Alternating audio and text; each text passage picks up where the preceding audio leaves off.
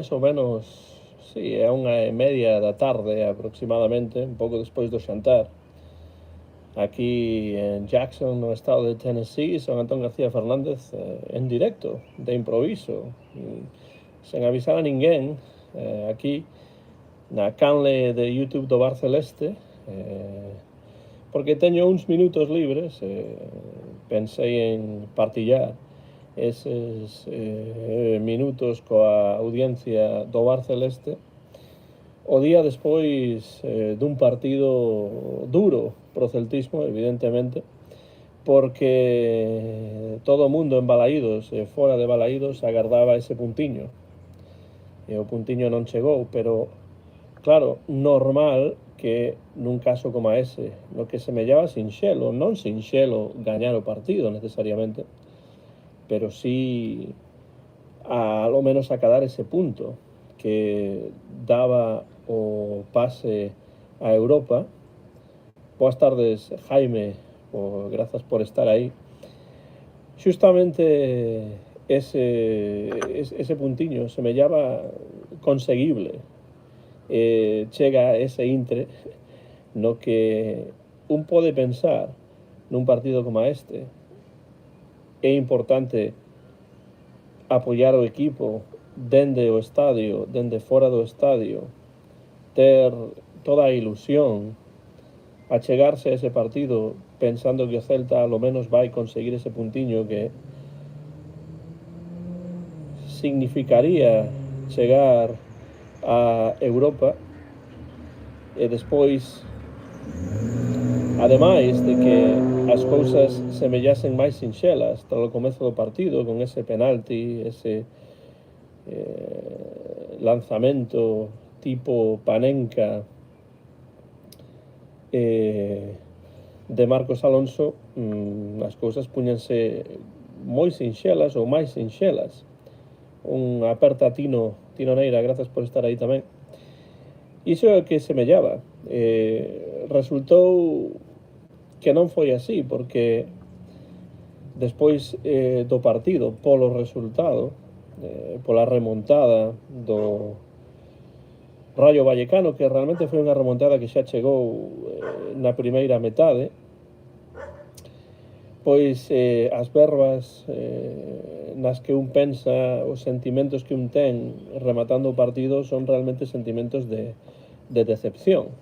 Non decepción pola tempada do Celta. Isto ten que quedar bastante claro, non? A min gustaríame que isto quedase bastante claro. Cando eu falo de decepción neste partido en particular, non estou falando de decepción co traballo de Claudio ou coa tempada do Celta, unha tempada que está por riba das miñas expectativas, pero sí hai un sentimento de decepción no contexto do partido, porque daba a sensación de que este era o instante. Eu bromeaba na emisión da canle do señor Pablo, pois días antes do partido, con que hai un tema moi coñecido de Charlie Parker, un dos grandes do bebop nos anos 50, 40, 50, dentro do jazz, que é Now's the Time.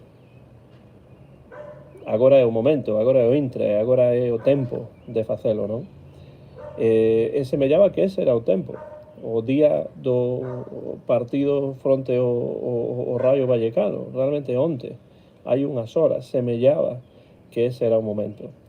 E chegou ese momento e pasou, a oportunidade perdeuse. Entón, ese é o sentimento de decepción que un ten cando as expectativas son tan grandes, cando a cidade está engalanada de celeste, cando os nenos van á escola vestidos de celeste durante a semana en preparación para o partido, cando o Celta consigue unha cousa complicada que é poñerse por diante, sí, a través dun penalti, pero bueno, o penalti hai que crealo, hai que facelo e despois hai que metelo. E o Celta fixo, realmente, e fixo moi ben, pero xustamente despois dese gol penso que o Celta non é que deixase de atacar, que lle perdese a cara ao partido exactamente, pero sí que o Raio veuse arriba e o Raio fixo un partido máis serio. Iso é o que eu pensaba na primeira metade, o descanso do partido. O que eu pensaba era que neses primeiros 45 minutos o Raio foi o equipo que máis propuxo, que xogaba con máis intensidade, con máis ganas. Non estou a dicir que con ese primeiro gol do Celta, bueno, o único gol do Celta finalmente no partido, os futbolistas do Celta pensasen que todo xa estaba feito. Non exactamente, pero sí que o Raio se viu arriba, tivo moito máis o balón, xogou con máis criterio, con máis intensidade, creou máis perigo realmente co Celta. Na primeira metade o Celta prácticamente non tivo ocasións neste partido, non? É certo tamén que o Raio empata a xiña, é certo tamén que o Raio consigue porse por diante neses intres da primeira metade que xeralmente se describen como psicolóxicos, porque marcou xusto o remate da primeira metade xusto antes do descanso, entón o Celta ten que afrontar a segunda metade por debaixo no marcador, non? Iso foi importante no partido. E despois na segunda metade, por suposto que o Celta mellorou, tivo máis o balón, pechou ás veces o Raio na súa área, pero había, dende o meu punto de vista, un sentimento de presa, un sentimento de presión por marcar ese segundo gol. Certo é que o gol puido chegar, houve ocasións para que chegase ese gol, pero non foi o caso. O Raio defendeuse ben, unha aperta para Tino Vaz, o Celta atacou, o Raio defendeuse ben, fixo un bo traballo, porque o Raio ademais ten a Íñigo Pérez, grandísimo adestrador, que está a facer unha tempada comparable en moitos sentidos a de Claudio Giraldez. Non é o meu interese agora comparar quen me gusta máis ou quen o fixo mellor, etcétera, etcétera, pero dende logo neste partido está claro que non só polos resultados, senón polo que ocorreu no terreo de xogo, o Raio xogou, dende o meu punto de vista, un mellor partido co Celta, porque o Celta atacou máis na segunda metade, xa digo, tivo máis o balón, achegouse máis, pero penso que en moitos casos, como se adoita dicir, con máis corazón que a cabeza. Houbo opcións de marcar, pero ás veces o balón entra, ás veces o balón non entra. En esta ocasión, pois non entrou, pero ese dinamismo do Celta non estivo tan claro neste partido, incluso na segunda metade. Di por aquí Jaime Soto, isto é o fútbol na Liga, o Raio xogou o que quixo, mérito do seu adestrador e xa está.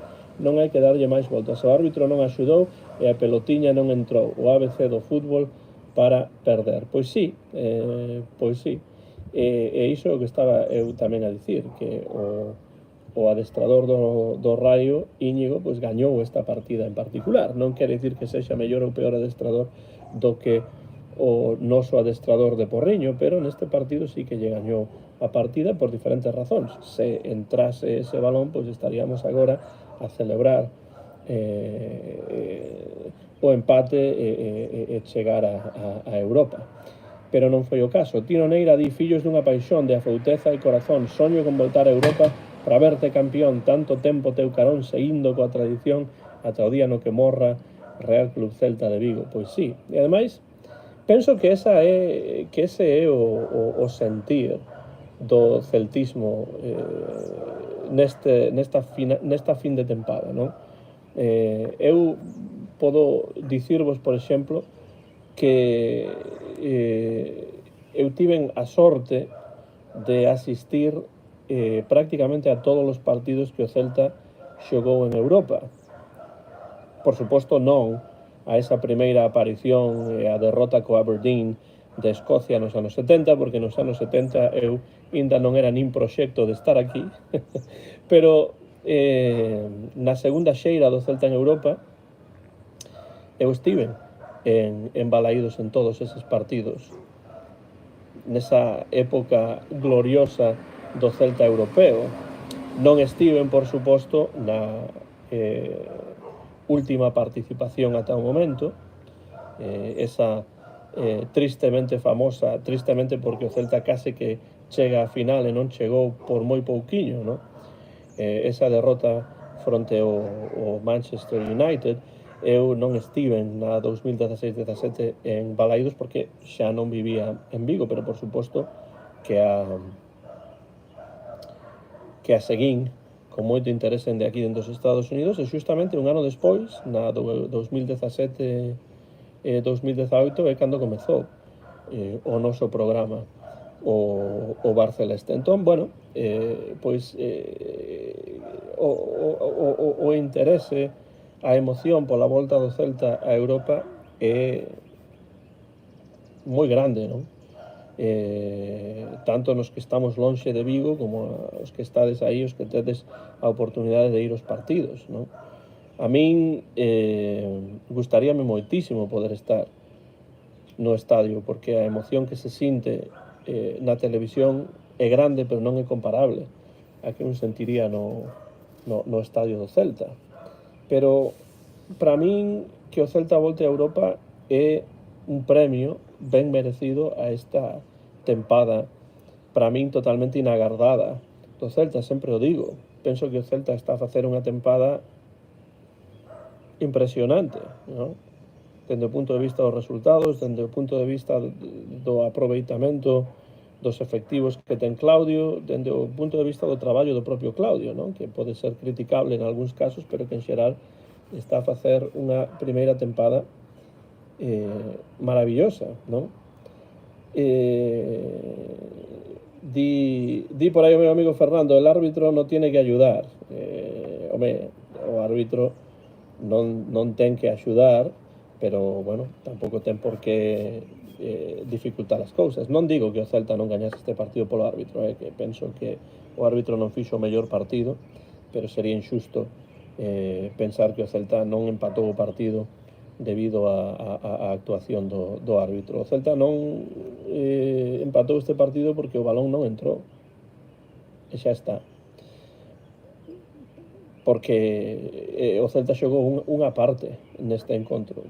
Das dúas partes de que consta un partido de fútbol, o Celta xogou unha parte. Isto está a pasar moito esta tempada, non é unha das cousas que se lle pode criticar máis a Claudio, que o fútbol dura 90 minutos cada partido, e houve moitos partidos nos que o Celta pois non se presentou na primeira parte ou na segunda parte. Bueno, pois así é difícil sempre ir a remolque, ter que remontar, non sempre as cousas saen ben, non sempre o balón vai entrar. Este partido o Celta, dende o meu punto de vista, non o perdeu debido ao árbitro, perdeuno porque, bueno, pois o balón non entrou e porque durante unha gran parte do partido o Rayo xogou mellor. A lo menos xogou con máis ganas. Que deixar a Aspas, Borja e Alfon no banquillo en semellante final, hai que criticar a Claudio tamén, di Diego Lorenzo. Sí, efectivamente. Eu sempre digo que Claudio é o mellor entrenador para o Celta, que a mí me gustaría que houvese un proxecto alrededor de Claudio, pero iso non quere dicir que Claudio non sexa criticable, por suposto que ten as súas cousas totalmente criticables. Este partido pois non foi sen dúbida dos mellores dende o punto de vista do equipo, pero tampouco dende o punto de vista do que fixo Claudio para arranxar os problemas na segunda metade. Iso pode dicirse sen ningún problema. Non entendo tampouco que poida haber unha parte do celtismo que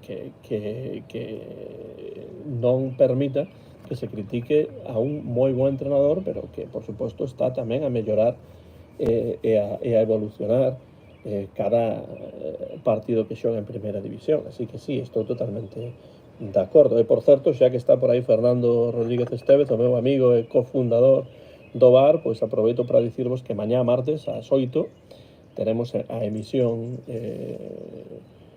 semanal en directo do Bar Celeste, que xa está ademais programada na Canle, e, bueno, hoxe simplemente como estou aquí a tomar o meu café, tiña uns minutos e o tempo é magnífico aquí fora no porche día inteiro da miña casa, porque non vai moita calor, pero si un pouco de brisa, pois decidín facer un breve directo para compartir as miñas ideas, as miñas sensacións, pois máis ou menos 24 horas despois desa derrota do Celta. Eu confeso que non agardaba a derrota. Eu non pensaba necesariamente que o Celta ia gañar este partido. Dixen na porra que sí, pero bueno, foi máis co corazón que coa testa realmente dicir iso no meu caso, non? Eu pensaba que o Celta podía gañar ou empatar o partido, pero non pensaba que fose a perderlo, especialmente despois de porse por diante. Di Jaime Soto, a arbitraxe en xeral non axudou. Por exemplo, na segunda parte tivemos parón de 5 minutos para refrixerio, 10 cambios, polo menos outros 10 de pérdidas de tempo, e só engadiron 6. Sí, isto é certo. Este é un problema, de novo, da falta de criterio dos árbitros, con este problema serio que ten o fútbol do tempo de xogo efectivo. O fútbol é un deporte a tempo corrido, no que últimamente tense buscado engadir máis e máis e máis tempo para paliar un pouco todo ese tempo que se perde durante os partidos, porque claro, moitos equipos, todos os equipos realmente, non hai ningún que non o faga, xogan co reloxo, non? En este partido en particular, a segunda metade, pois penso que o tempo engadido foi escaso, non? O árbitro xa digo que non estivo no seu mellor momento. Non me gustou, non foi unha das mellores arbitraxes desta tempada, sen dúbida. Eu levo moito tempo a dicir que eu vexo un problema coas arbitraxes en España, moito máis do que noutros países, pero claro, haberá quen diga que iso ten que ver coa idealización do de fora e a crítica do de dentro. Pode ser, pero eu vexo partidos doutras ligas nas que as arbitraxes me gustan máis, especialmente a Premier League, pero bueno, xa sei que isto non é popular segundo en que medios, pero é o que eu penso. A arbitraxe británica, cos seus erros, cos seus problemas, a min gustame máis, se pareceme moito máis xusta e mellor feita do que a arbitraxe en España, con excepcións, por suposto. Di Mario Seijas, boas tardes, Antón, concordo co tempo de engadido e co tema arbitral en xeral en España. Mario, unha aperta, por suposto, que ademais vou verte nunhas horas, porque quero recomendar dende aquí que todo o mundo se pase esta noite pola canle do señor Pablo, onde estará Mario Seijas, e tamén quen vos fala, pois comentando o partido máis en profundidade co señor Pablo. Bueno, penso que probablemente comezará alrededor das 11 menos cuarto ou as 11 de Vigo na canle do señor Pablo aquí en YouTube. Por aí temos algúns comentarios, neste caso de Tino Neira, que expresa a súa paixón galega, de nantes mortos que escravos, fillos fiéis dunha nación, de Castelao e Rosalía de Castro, soño con unha nova revolta dos irmandiños, tanto tempo baixo o reino español, non dobrega meu corazón. Vaya dous grandes escritores que son, por certo, tanto Castelao como Rosalía de Castro. A min de Rosalía gústame moito a súa poesía, por suposto, tanto en galego como en castelán, pero é que ademais ten Rosalía de Castro unha parte da súa producción que é moi pouco coñecida, que son as súas novelas en castelán. Escribiu magníficas novelas en castelán. Por exemplo, Flavio, El caballero de las botas azules, el primer loco, son novelas excelentes de Rosalía de Castro, que non son tan coñecidas como a súa poesía en galego, como eses Adiós ríos, adiós fontes, eses cantares gallegos que, bueno, foron importantísimos tamén na evolución da literatura galega no século XIX. Pero bueno, o dito na canle do señor Pablo esta noite, sobre as 11 da noite, 11 menos cuarto, pois estará emitindo e agardo poder pasarme, aunque sexa só un bocado por aí para falar cos meus amigos e compañeiros. Por certo, que sei que Mario Seijas, Alex e o señor Pablo se reuniron antes do partido en Balaídos para xantar, mesmo me chamaron por videoconferencia, por teléfono, pero desgraciadamente non escoitei a chamada porque estaba, penso que ainda a dormir. Ou alo menos tiña en silencio, porque normalmente polas noites deixo o teléfono en silencio, pero agardo ver fotografías e estou seguro de que teremos ocasión nun futuro de coñecernos en persoa. Di Mario Seijas, tremendo cachopo caiu. Bueno, pois ainda me gusta máis iso. Por certo que hai uns cans por aquí que están a ladrar, porque teño un veciño que ten uns cans. Ten máis cans dos que realmente debería ter. Non penso que nesa casa poidan entrar tantos cans, pero bueno.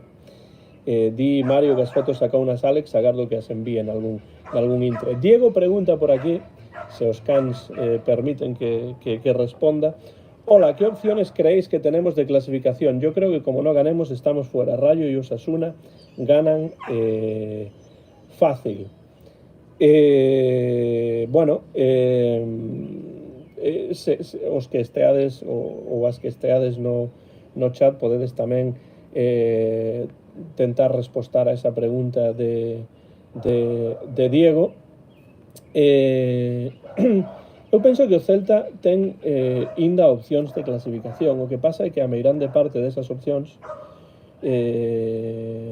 chimparon pola borda despois desa derrota que eu non agardaba, non? Entón, penso que o Celta ten opcións, son menores das que eran, evidentemente. Isto non é nada novo, nada extraño.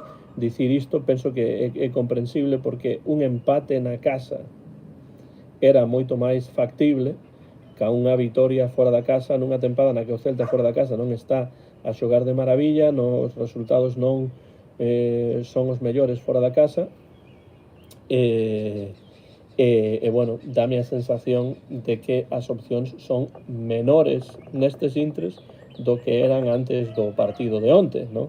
Pero claro, iso non quere dicir que o Celta non teña opcións. A min o que máis me interesa de todo isto é que o Celta ten unha situación na que depende de si mesmo e na que ten que facer o mesmo que alo menos un dos outros dous equipos, Rayo e Osasuna. Entón, un empate do Celta sería aceptable se houvese un empate dun dos outros equipos. Por suposto, aí estamos xa a depender dos resultados dos outros, pero penso que o Celta pode gañar en Xetafe, pero penso tamén que é moito máis difícil do que conseguir un empate na casa fronte ao Rayo, sobre todo nunha tempada na que Balaídos ten sido un verdadeiro feudo case que inexpugnable, pero xustamente non foi inexpugnable o día no que o Celta tiña que ao menos empatar. De aí ese sentimento que eu dicía antes, que eu mencionaba antes, o comezo deste directo, de decepción, porque eu penso que a meirande parte de nós pensábamos que alo menos ese empatiño sí que se conseguía. Di Jaime Soto, Batalla fue el mejor del Rayo, desgraciadamente en la portería, prefiero no comparar. Sí, Batalla tivo boas actuacións neste partido, pero eu sigo a pensar que nesa segunda metade o Celta atacou con pouca cabeza.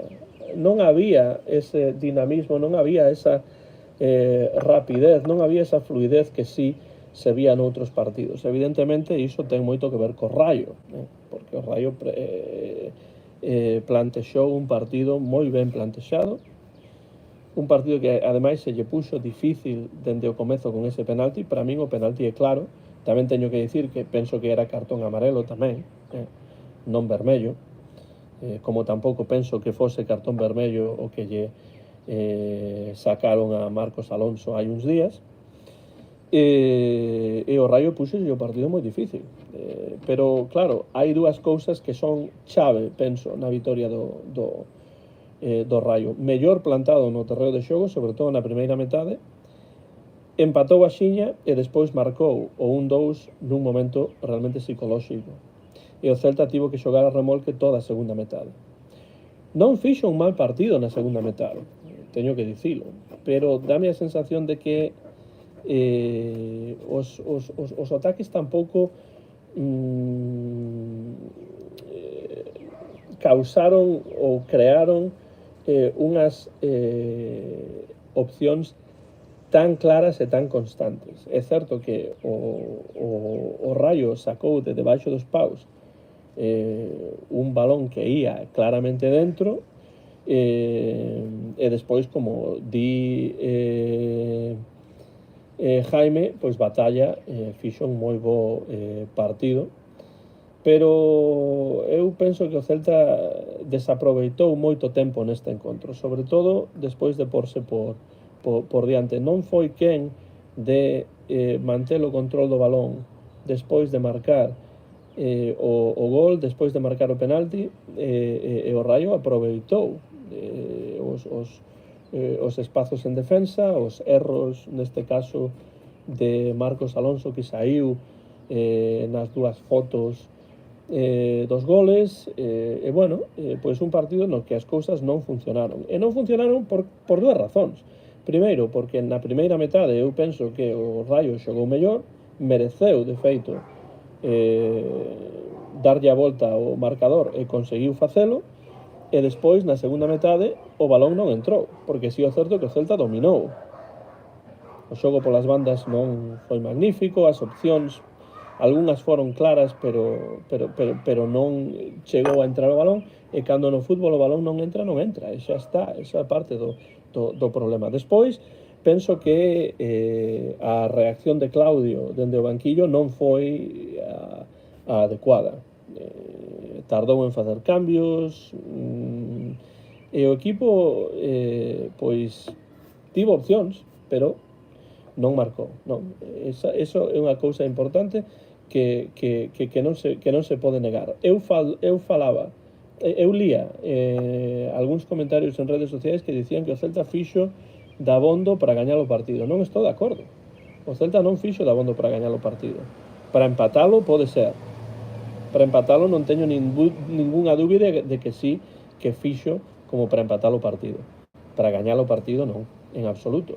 Sobre todo despois de que tivese a oportunidade de poñerse por diante pois nos primeiros minutos do mesmo. Eu chapó realmente para Íñigo Pérez, saíronlle moi ben as cousas, ten un equipo ben traballado, e é un adestrador para min esta tempada comparable a Claudio. Penso que son dous adestradores que están a destaparse dun xeito evidente esta tempada, e o que eu agardo é que sexan os nosos os que queden por riba para ter a oportunidade de voltar a Europa. Penso que tanto para Rayo como para Celta, Europa é un agasallo, un premio máis que merecido. E se eu puidese elixir, gustaríame ver a Rayo e a Celta en Europa a tempada vindeira, porque fixeron unha tempada magnífica os dous. E ademais fixeron suficiente, eu penso que fixeron dabondo como para chegar a Europa cando ninguén daba creto a que iso ia a ocorrer, non? Entón, respostando dun xeito longo a unha pregunta como a que me facía hai un pouco un dos ouvintes, Diego, pois o Celta perdeu a mellor ocasión onte. Non quere dicir que non haxa máis opcións, pero son opcións que pasan por algo máis difícil, que é gañar en Xetafe, fora da casa, contra un equipo como o Xetafe, que é un equipo incómodo para xogarlle, certo? Xa sei que non se xoga nada, pero iso non quere dicir absolutamente nada. O Celta xogábase moito No partido de onte, o Raio xogábase moito tamén, e o partido foi o que foi. Ten opcións o Celta? Sí, moitas opcións aínda, pero menos, digo, de ir a Europa, porque o partido de onte podía ter tido como resultado chegar a Europa. Non sabemos se a Europa League ou a Conference League, pero co empate o Celta estaba en Europa. Entón era moito máis sinxelo conseguir ese empate do que ir a Xetafe baixo presión, contra un equipo incómodo, fora da casa, e ter que gañar, porque o empate non vale. Eu, despois do partido, en Twitter, ainda estaba en modo de que o empate valía, pero non, é Romeo, evidentemente que o empate non vale a menos que haxa un empate ou derrota de Osasuna ou Raio. Eu iso vexo difícil, non imposible tampouco, porque todos os equipos xogan coa presión de ter que gañar eses partidos. Di Xavi Guezeta, o Getafe como local é o terceiro peor equipo, só supera a Leganés e Las Palmas. Sí, o terceiro peor equipo que só supera a Leganés e Las Palmas e o Valladolid supera a estes equipos, porque o Valladolid realmente ten como local, claro, pero o Valladolid ten unha das peores, o fixo completou unha das peores tempadas que eu lembro de calquera equipo en primeira división en moitísimos anos, non? Valladolid de Las Palmas, ok, moi ben. Corrixe aquí Xavi Guezeta. O Getafe como local é o terceiro peor equipo, só supera a Valladolid e Las Palmas. Di J.I. Carou que onte a sorte non acompañou. Si, a sorte, dende logo, que non acompañou, porque se un deses goles, un deses balóns tivese entrado na segunda metade, pois estaríamos a falar de outra cousa, con outra cara diferente a que temos hoxe, non? Pero bueno, sí, estou de acordo. O que comenta Xavi Guezeta é interesante, pero claro, as estatísticas teñen que ver cunha serie de partidos e non teñen nada que ver co contexto específico de cada partido.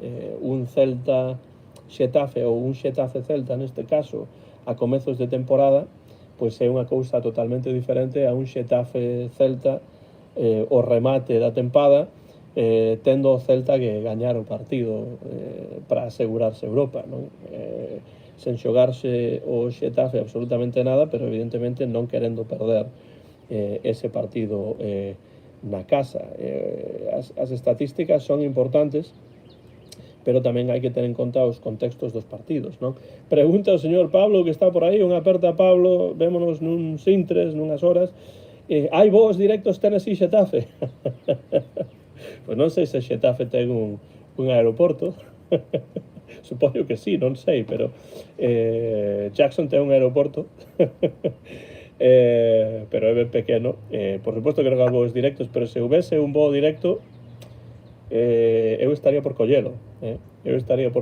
Ese é un dos verdadeiros problemas de Tennessee, que temos cidades grandes aquí, Nashville, Memphis, etc., aeroportos importantes. O de Memphis é un dos máis importantes do sur dos Estados Unidos, pero voos directos a España moi poucos. Sempre hai que pasar por outro aeroporto estadounidense, por Chicago, por Filadelfia, por Atlanta, por lo que sexa, non? Así que non, pero se houvese voos directos Tennessee-Xetafe, eu teño o pasaporte preparado, así que faría o posible por ir. Di Esteban Andrés Velasco Castro, me duele el corazón solo de pensarlo, pero me da que se viene decepción grande, me huele todo horrible. Getafe no tiene aeropuerto, pero en el barrio de la Alhóndiga de Getafe van todos volando. Bueno, o aeroporto de Barajas está perto de abondo, non? Sí, entendo o que di por aquí Esteban Andrés.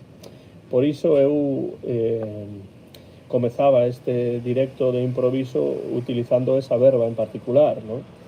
Decepción polo resultado, decepción polas expectativas que tiñamos ante ese partido de onte, non?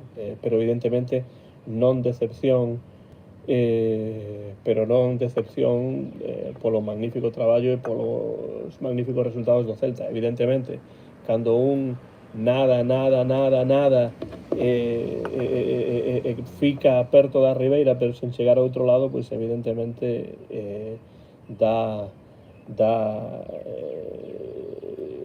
crea ese sentimento, non, de decepción. Pero bueno, o partido aínda hai que xogalo, di Mario Seijas, máis positivismo, se gañamos sí ou sí, pero se pinchan un dos dous xa estamos en Europa. Claro, é que o que podamos dicir do partido da fin de semana, do sábado, partido que será ás 9 da noite en Xetafe, por tanto 2 da tarde aquí nos Estados Unidos, pois depende de moitas cousas. Evidentemente, se o Celta gaña, todo está feito, pero con que os resultados se dean, os resultados correctos para o Celta se dean nos outros partidos, pois tamén está aí, non? Non hai por que pensar que o Raio vai gañar seguro, en de que xoga na casa, ou que o Osasuna vai gañar seguro. Pero bueno, eu estou moi de acordo co que di Mario. Penso que as opcións son menores do que eran o domingo antes do comezo do partido fronte ao Raio, pero ainda están aí, as opcións seguen a estar aí. No es fracaso, pero decepción sí gorda. Cuando te esperas algo y no lo tienes, te decepcionas. Para nada un fracaso ser novenos, pero sí es decepcionante tenerlo y perderlo. Eso é o que di Esteban Andrés. Claro, esa é a cuestión. Ese é o sentimento de decepción, pero o sentimento de decepción non engloba todo o que leva feito o Celta esta tempada, que é unha tempada, como eu digo, nas que os resultados son moi bons, de xeito para min inagardado. Las soluciones son exactamente las mismas que eran el domingo. Ganar, sí. Bueno, sí ou non, Esteban, dende o punto de vista de que co empate o domingo onte chegaba. Mentres que agora o sábado un empate pode non chegar. Entón, por iso penso que as opcións son menores, ademais de que o Celta xoga fora e iso crea un contexto diferente. Di Celta Opinión, hai algunha afección máis pesimista que o celtismo?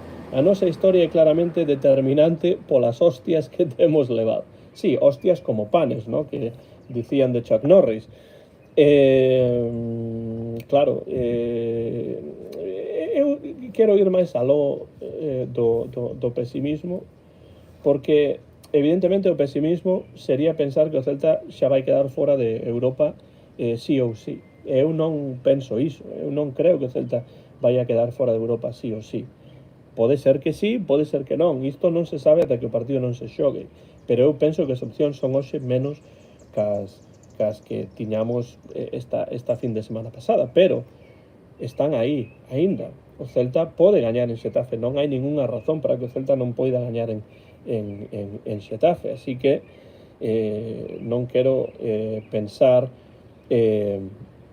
dende un punto de vista pesimista para ese partido. Di Esteban Andrés que o domingo o Celta tiña unha segunda oportunidade. Sí, bueno, agora é a segunda oportunidade despois de non aproveitar a primeira. Este sábado é todo ou nada.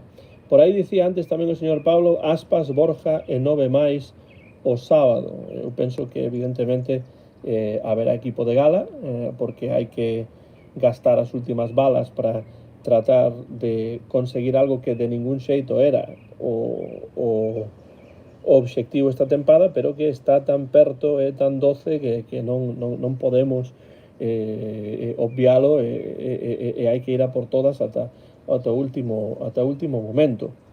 Di Esteban Andrés Velasco, para mí ser noveno de donde venimos en absoluto es pesimista, ni un fracaso, es un gran resultado, pero viendo la situación que tenemos, quedar fuera sería una decepción ya que la ilusión es grande. Sí, con isto estou moito de acordo.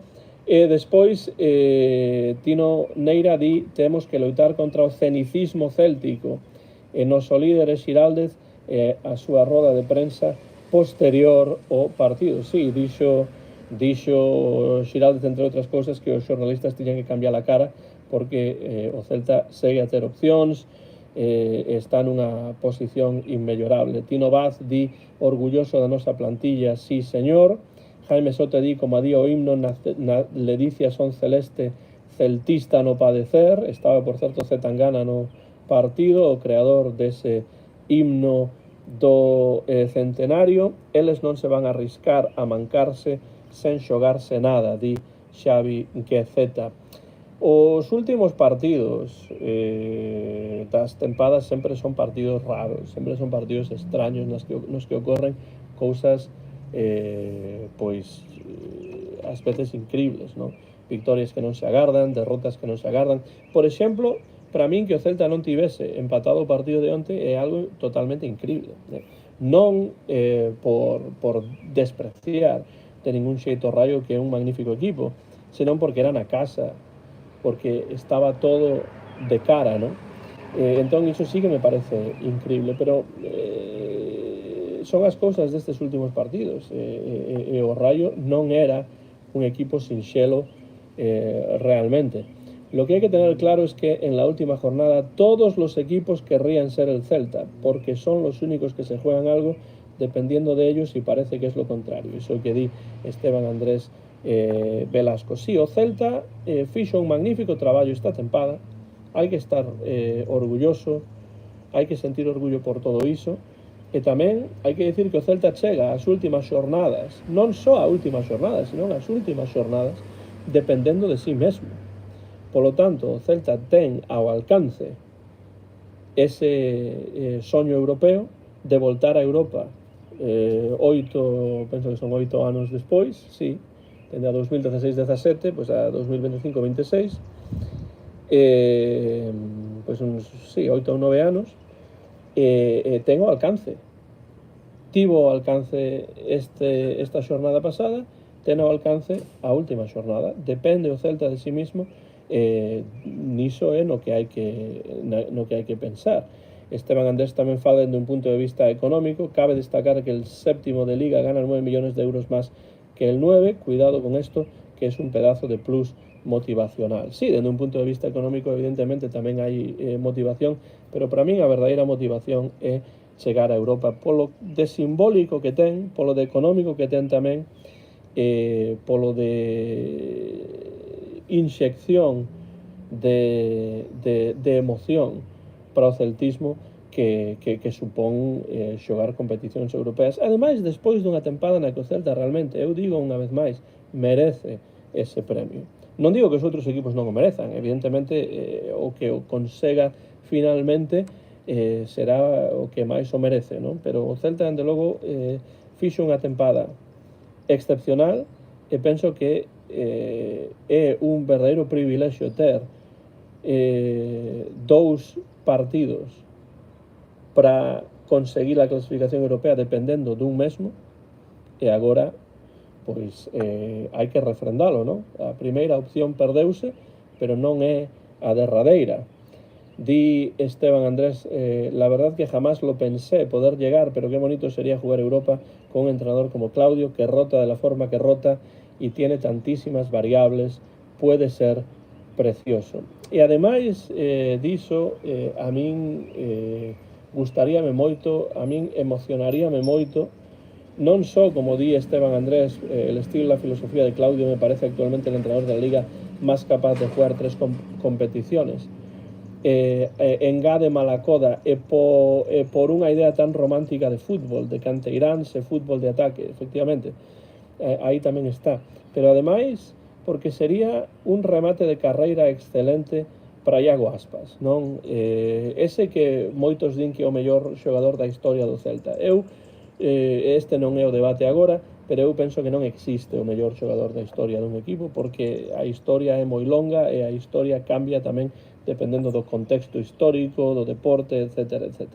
Entón, eu non diría que Iago Aspas é o mellor xogador da historia do Celta, pero sí un dos mellores, un dos grandes da historia do Celta, do fútbol galego e do fútbol español. Para min iso está moi claro, pero que fermoso sería que rematase Iago Aspas a súa carreira, quizáis futbolística, pero sen dúbida no Celta, voltando a Europa. Este é outro elemento que para min é moi interesante tamén, unha das razóns de que sexa algo moi fermoso que o Celta poida conseguir este premio europeo. Di Jaime Soto, Europa é visibilidade para o Celta, o valor dos xogadores subirá, o valor das accións subirá, a ilusión da afición subirá, nos lo merecemos, coño. Pois sí, efectivamente, eu penso que sí, e por iso hai que confiar en que o Celta inda pode conseguir, inda depende de sí mesmo para esa clasificación. El Bilbao juegan todos de Bilbao, pero juegan los mismos 11 siempre. La Real mucha cantera, pero los 11 de siempre. Los grandes igual. Claudio haría virguerías. Bueno, Claudio ademais está nun equipo, nun clube no que se lle está a permitir facer isto.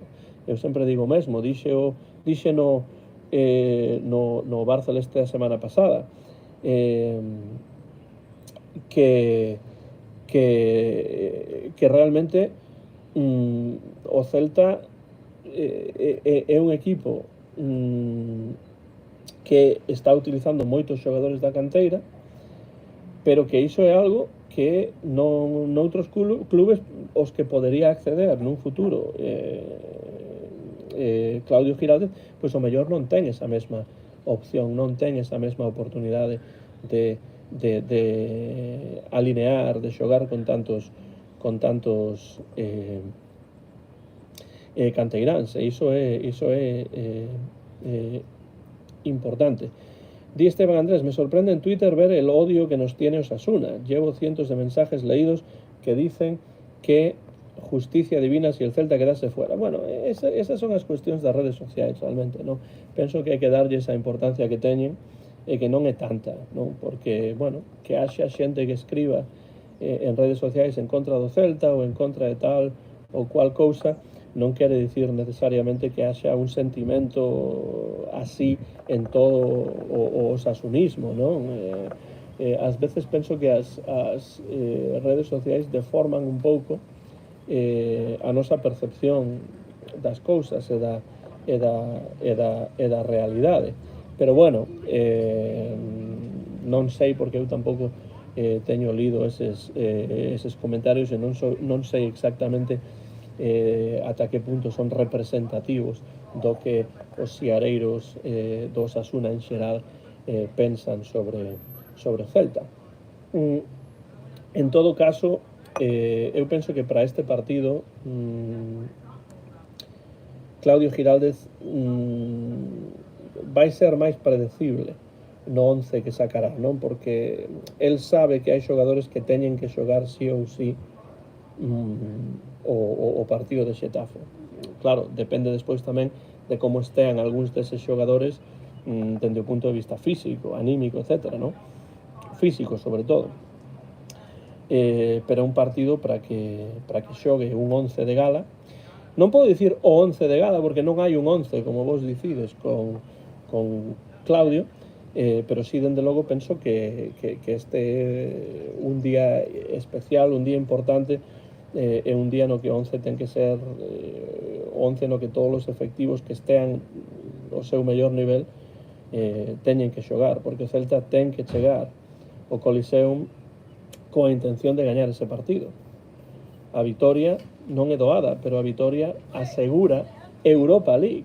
Mesmo xa non estaríamos a falar da Conference, non? Que a Conference pois era outra opción, pero agora a opción sería, sobre todo, a Europa League. A Conference todavía non é imposible como opción, pero a Europa League sería o que o Celta xogaría con esa victoria. Di Esteban Andrés, faltando Starfelt, jugará Joel, Guaita, Carreira, Javi, Marcos, jugará Joel. Por tanto, Guaita, Carreira, Javi, Joel, Marcos, Mingueza, Beltrán, Ilaix, Aspas, Borja e Alfon. Non hai máis. Bueno, é un bo 11, sen dúbida. Sería colocar sobre o terreo de xogo os xogadores que estean en mellor forma, non? Porque este é, como dicíades antes, un partido de todo ou nada, all or nothing at all, non? Que cantaba Sinatra, coa orquesta de Harry James. Pero bueno, é o que ocorre, non? Eh, con esta situación, non? Cando o Celta perde a primeira oportunidade, pois esta última oportunidade é a oportunidade do todo ou nada, que podería ser tamén a oportunidade do todo sen ter que gañar necesariamente, porque o Celta depende de sí mesmo, pero se non fai os seus deberes, pois hai outras situacións que poderían facilitar a chegada a Europa tamén, pero o que sería fermoso sería chegar a Europa League con esa vitoria. Bruno Solla Fernández pregunta que tal eu vin a Ristich. A min Ristich gustoume moito máis no partido anterior ca no partido fronte o Rayo. Penso que no partido anterior tivo unha actuación moito máis interesante. Non penso que fose dos mellores necesariamente no partido fronte ao Rayo, pero é un xogador que para min o que máis me preocupa de Mihailo Ristic é a súa dificultade, a dificultade que sempre ten coas lesións, non? As lesións, o moito que se manca é o que ten a Ristic na situación na que o ten, no que non sabemos exactamente se é un xogador que pode dar todo o que nos gustaría que dese, non? A min gústame como xogador, pero penso que non ten tido a oportunidade de amosar o que vale debido a problemas físicos e coas lesións. Di Esteban Andrés en resposta á pregunta de Bruno: Mihailo es un jugadorazo y me toca en lo personal porque somos balcánicos, nos conocemos personalmente, pero no tiene el rodaje necesario para quitarle el lugar a Carreira o Mingueza en este partido. Ristic es el jugador que más va a sorprender la próxima temporada si el Celta juega Europa. Recordad esto que di Esteban Andrés, que está a seguir esta emisión en directo como outro día dende Croacia. Por eso di que é balcánico igual que Ristic, porque el, Esteban Andrés, viviu en Galiza, pero é croata. Crees que os trocos chegaron tarde? Pregunta Xavi Gueceta. Eu penso que sí, penso que tardou un pouco de máis en facer os trocos. A min teríame gustado ver, por exemplo, a Borja máis tempo na segunda metade, non? Por diferentes razóns. Pois porque vexo que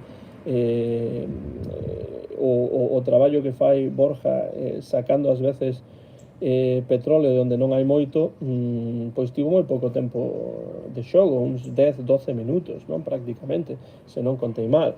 A min gustaríame ter visto a Borja un pouco máis na segunda metade. Sí, penso que os trocos chegaron un chisco tarde, Xavi. Bruno Solla di Ristic estando bien, creo que hubiese sido bastante titular por esa banda. Sí, eu estou de acordo, penso que ese é o problema con Ristic, non ter a certeza de saber que o que puidese ter dado de non ser por esas lesións.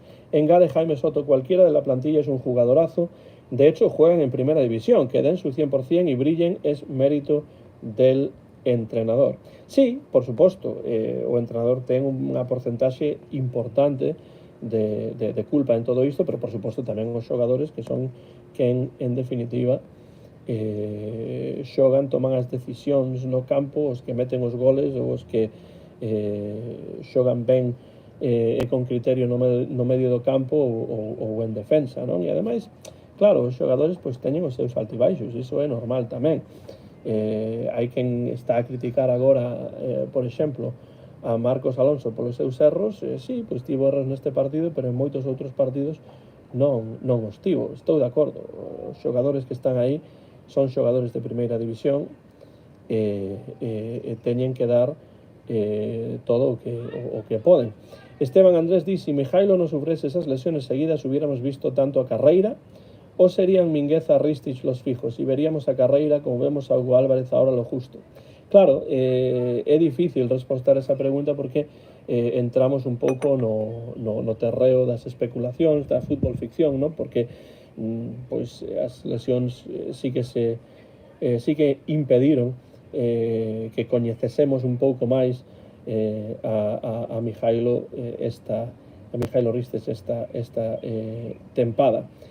Jorge, 77, Jorge, di esa historia, quedar fora de Europa agora sería duro, pero se o inicio da tempada dinos que acabamos novenos en sufrir, firmábamos moito. Bueno, eu o primeiro que asinaba, pero vamos, un folio en branco asinaba eu con iso. De novo, todo isto ten que ver co contexto. Dende logo, o comezo da tempada, calquera de nós firmaba, asinaba ser noveno, non? Pero claro, cando estamos tan perto dunha volta tan ansiada polo celtismo a Europa, pois claro, as expectativas cambian, o que non quere dicir que sexa un fracaso ou que haxa que criticar duramente o equipo por quedar fora. Se quedan fora, pois quedan fora do mesmo xeito que poden quedar dentro. Penso que queden dentro sería, como digo, o premio máis axeitado, pero no fútbol o balón ten que entrar e cando non entra, pois as cousas cambian. Mario Seijas di Marcos Alonso é o mellor xogador da tempada, non se pode xulgar por un par de partidos. Estou de acordo, para mí Marcos Alonso foi a incorporación máis importante do Celta esta tempada e despois Borja Iglesias. Eses son os dous xogadores que para min marcaron a verdadeira diferenza dende o punto de vista das incorporacións. E non digo contratacións porque non son xogadores que o Celta teña en propiedade, pero sí que son dous incorporacións importantísimas e Marcos Alonso para min é un verdadeiro luxo ter a un xogador como ese no plantel. Nadie cuenta con ganar la quiniela, pero cuando tienes 14 y fallas el pleno al 15 duele. Pero si antes de echarla te dicen que tienes 12 acertados, firmas, pues lo mismo, sí. O que pasa é que con 14 xa gañas uns cartos, ¿no? Da mentres que o Celta pode quedar fora de Europa e non ter ninguna parte dese pastel. Marcos Alonso es el mejor fichaje del Celta, punto redondo. Di Jaime Soto. Temos dúas opcións, a nosa e a do Chacho. Di Jorge, non sei se podería pedirle a Jorge que explique un pouco máis esas dúas opcións no que reste de directo, que son algúns minutiños aínda máis. Esteban Andrés di que considera que Ilaix non está por debaixo de Borja. No estoy de acuerdo. Marcos sí, pero Borja e Ilaix parejos. Bueno, pois o que di Esteban é que el pensa que Marcos Alonso é a mellor incorporación do Celta, pero que despois non sería... claro, sí, que despois non sería Borja o segundo, senón que Ilaix Morío e Borja serían os dous que el máis que máis lle gustan ou que máis valoraría como segundos despois de Marcos. Mario Seijas di porque o Alavés xoga co Osasuna. Claro, efectivamente. Dime conta despois de preguntalo. Pois sí, está a opción do Celta e a opción do Chacho Coudet, que ben podería axudar os nosos nese partido. Eu non sei, para ir rematando este directo, e antes de dicirvos un par de cousas máis, gustaríame saber cal é a vosa sensación. Pensades que o Celta a clasificarse, ou como dirían aquí a meirán de parte dos hispanos que eu coñezo, el Celta clasificaría a Europa ou non? Clasificaríase o Celta a Europa ou non clasificaría? Di Esteban Andrés que en el Alavés juega un jugador del Celta que ganando su partido puede jugar Europa el año que viene, y en el Getafe otro. Bueno, pues algunas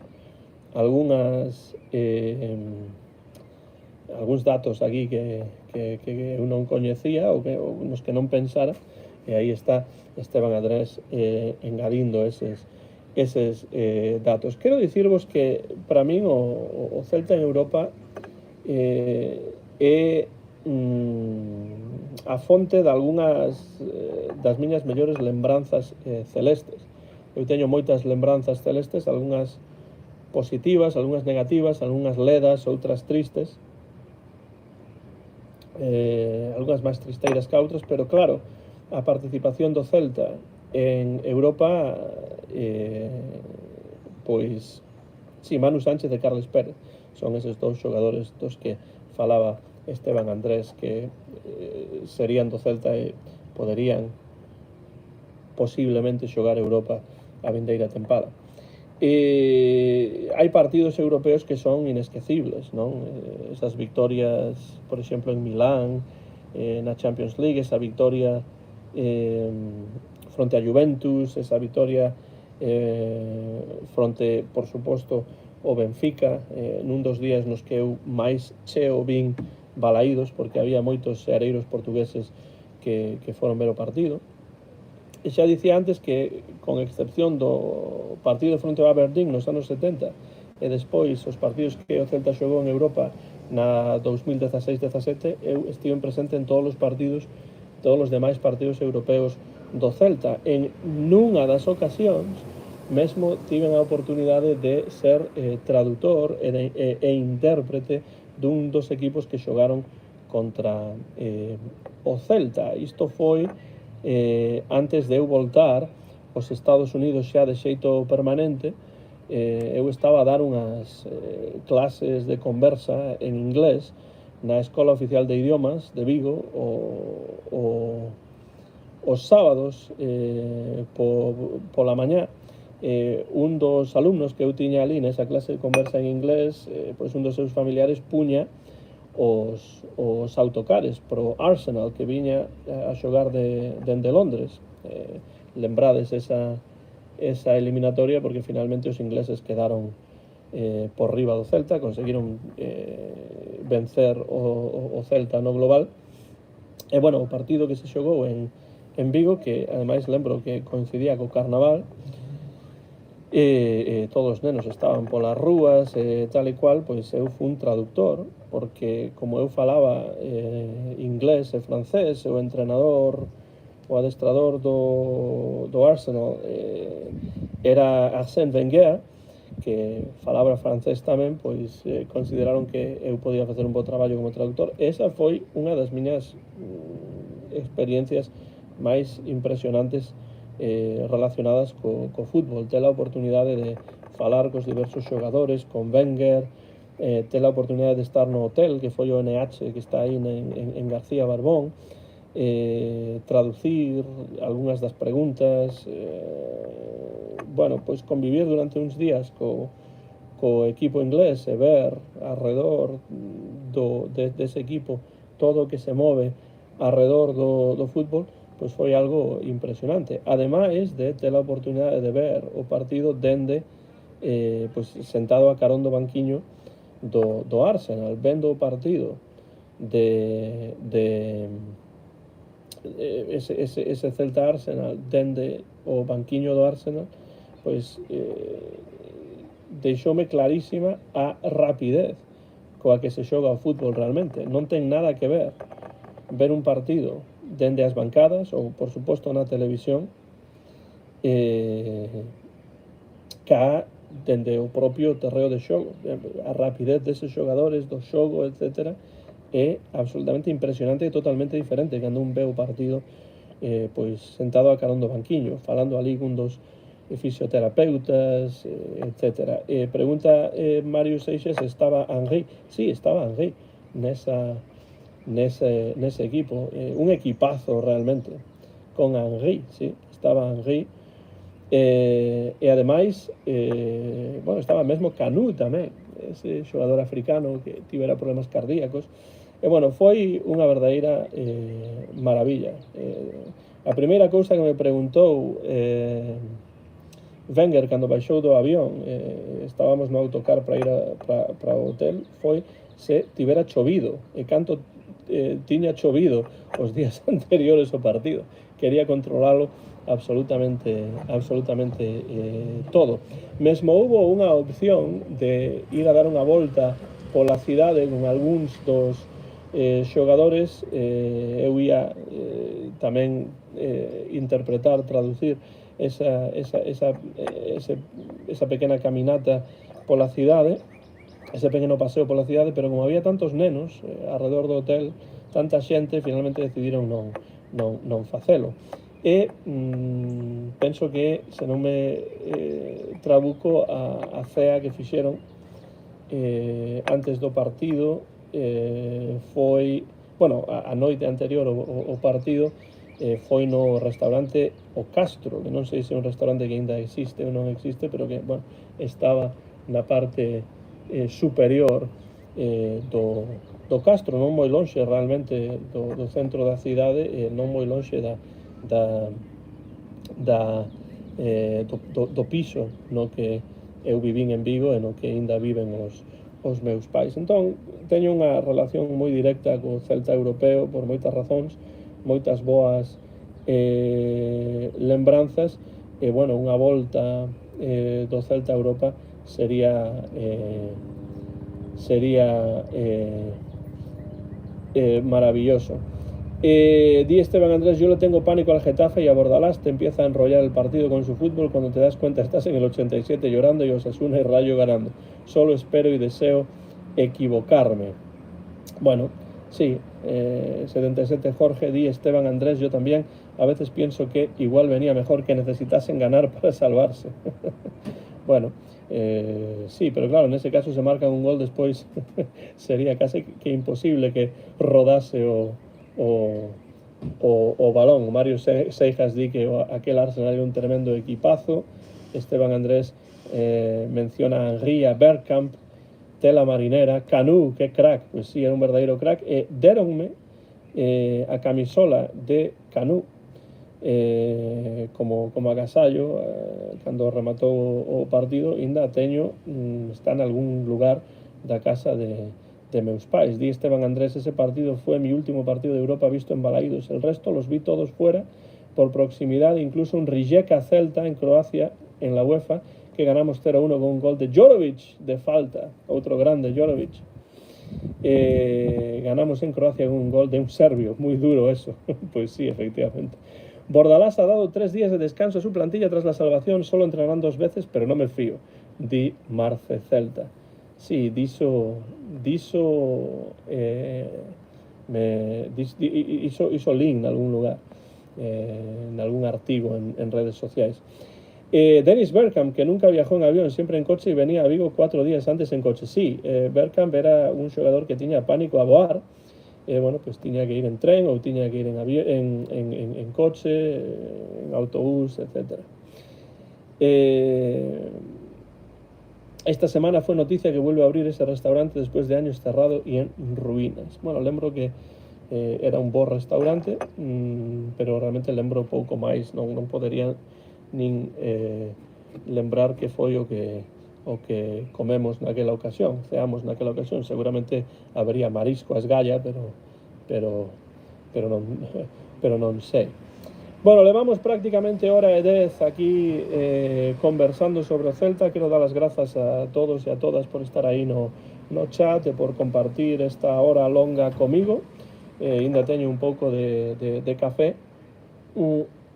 E quero transmitirvos para rematar un par de cousas. Primeiro, lembrarvos que esta noite, en pouco tempo, comezará na canle do señor Pablo a emisión en directo do señor Pablo con os seus convidados. Entre eles estou eu. Tentarei pasar alo menos un bocadiño para falar cos meus amigos e colaboradores aí. Así que non perdades iso, porque ven en YouTube moi pronto. Xa axiña estará Pablo a comezar a súa emisión. E, por suposto, mañá martes ás 8 da tarde noite en Vigo, que é a 1 da tarde aquí nos Estados Unidos, haberá a emisión semanal do Bar Celeste, con varios convidados para falar deste partido e analizalo con certa profundidade. Xa sabedes que o partido Xetafe-Celta, non sei cantos celtistas haberá di por aí Jorge, falando do señor Pablo, faltan likes. O señor Pablo é un especialista en pedir likes. El pode ter 100 ou 200 likes que el quere ainda máis.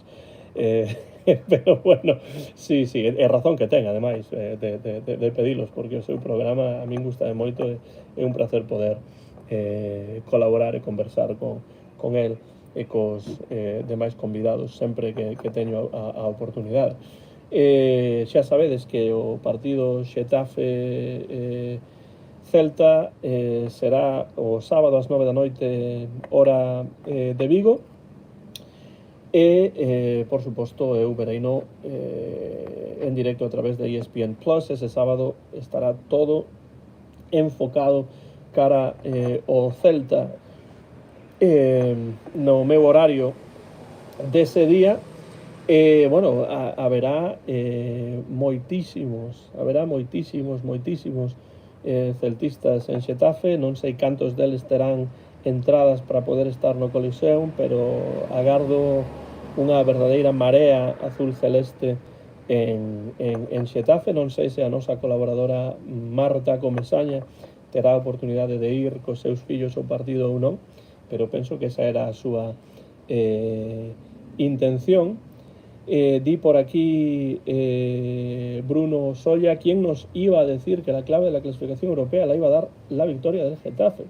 Si se llega a jugar algo este fin de semana, sería otra cosa. Bueno, pois o Celta ten que ir a Getafe con esa intención clara de asaltar o feudo do Xetafe e conseguir os 3 puntos, porque eses 3 puntos darían co Celta de volta na Europa League. Sería un premio magnífico para o Celta. E o que eu quero dicir é que pode haber decepción, dende logo, despois desa derrota que eu penso que non agardábamos fronte ao Rayo. Eu, cun empate, me conformaba e, de feito, pensaba que ese ia ser o resultado que daría co Celta de volta en Europa. Pode haber esa decepción despois do domingo, pero o que ten que haber é ilusión, e o que ten que haber para o sábado, ademais de ilusión, é un sentimento celtista de creer nas posibilidades do Celta de gañar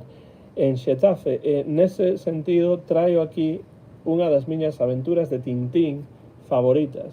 Aquí está, Tintín no Tíbet. Esta é en que as letras están do revés, é a traducción ao esperanto, Tincho en tibeto. Por que Tintín no Tíbet? Por que Tintín no Tíbet? Bueno, Tintín, xa sabedes, se seguides a miña canle de YouTube Antón GF, non o Bar Celeste, senón a canle na que falo de literatura, de cine, de música e de cómic, pois sabedes que Tintín é a miña serie de cómic favorita. E Tintín no Tíbet é un álbum especialmente interesante, porque é un álbum no que Tintín está de vacacións, ¿no? Como a calquera podería estar de vacacións, e escoita que houbo un accidente aéreo, un accidente aéreo, e que probablemente está case seguro de que nese accidente aéreo en Katmandú estaba, nese avión viaxaba o seu amigo Chan, que aparecería xa noutros libros de Tintín anteriormente, no Loto Azul, por exemplo, non? Entón Tintín pensa que Chan morreu, porque se di na radio e na prensa que non hai supervivintes dese accidente aéreo, pero Tintín soña que Chan está a pedirlle axuda, soña que Chan está aínda vivo, e sen ter ningunha razón material para pensar que Chan continúa con vida, Tintín decide, de todos os xeitos posibles, viaxar ata o Nepal e despois ata o Tíbet. Consigue convencer o capitán Haddock a Milú non ten que convencelo, porque é un can e vai a onde el vai, pero o capitán Jado convence, el non quere viaxar, está de vacacións en Suiza, está a pasalo ben, está tranquilo, sen ter que facer absolutamente nada, pois van ao Tíbet con esa fe, con ese convencemento de que Chan está inda vivo. E bueno, un libro publicado pois nos anos 50, finais dos anos 50, entón, bueno, pois non é moito spoiler dicir o que ocorre, pero non o vou dicir. De todos os xeitos, esa actitude de Tintín en Tintin au Tibet, en Tintín no Tíbet, que por certo está traducido ao galego tamén. Recomendo Tintín, por suposto, recomendo Tintín no Tíbet, pero recomendo sobre todo esa actitude de Tintín, esa actitude de creer, de estar convencidos, de ter fe en que o Celta pode gañar ese partido en Xetafe, partido importantísimo, verdadeira final, na que só vale a vitoria para que o Celta de seguro estea en Europa. Hai que ter ese convencemento, o mesmo convencemento que tiña Tintín de que o seu amigo Chan estaba vivo. E por iso deixou a comodidade de Suiza para viaxar ata o Tíbet, e como vedes aí na cuberta deste libro, magnífica cuberta, por certo, magnífico dibuixo de Hergé, pois ir montaña arriba pola neve, co frío, etc., xogándose a vida para salvar o seu amigo cando ninguén daba absolutamente nada por ese amigo.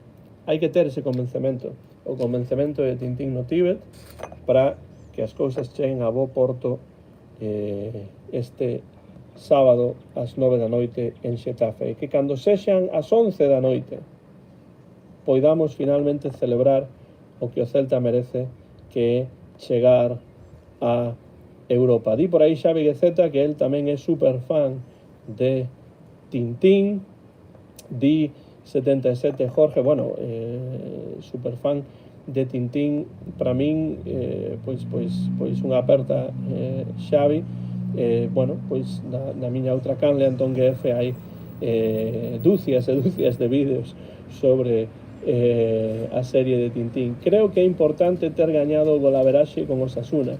Podemos perder co Xetafe e que Osasuna empate. Bueno, hai moitas combinacións diferentes, pero isto é algo que di 77 Jorge, pero o que realmente vale é a vitoria en Xetafe, para estar seguros en Europa. Osasuna gana seguro, di Esteban Andrés, juegan con los vecinos hermanos. Ribadenses di hai que gañar en Xetafe sí ou sí, senón estamos fora. Eu o que digo é que hai que ter ese convencemento que tiña Tintín, que estou seguro de que ese é o convencemento que teñen os xogadores, é o convencemento que ten Claudio, é o convencemento que ten que ter o celtismo. Vémonos nuns breves intres na canle do señor Pablo, e mañá, martes, ás 8 da tarde noite, hora de Vigo, para a nosa emisión en directo semanal do Bar Celeste. Foi un placer estar con todos vos, grazas polos vosos comentarios, e poño xa punto e final a esta emisión en directo do Bar Celeste, que vou titular Celtismo a tardiña. Grazas e, como sempre, o de sempre. ¡Ala Celta!